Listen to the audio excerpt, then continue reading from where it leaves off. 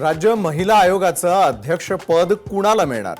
महिला आयोगाच्या अध्यक्षपदासाठी राष्ट्रवादीमध्ये दोन नावांची चर्चा.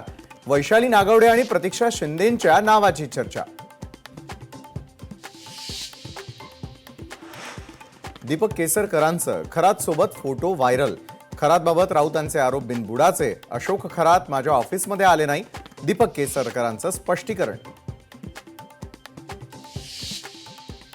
अशोक खरातला भर चौकामध्ये गोळ्या घाला. कालीचरण महाराज संतापले.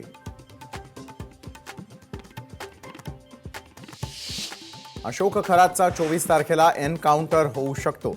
तृप्ती देसाईंचा खळबळजनक दावा.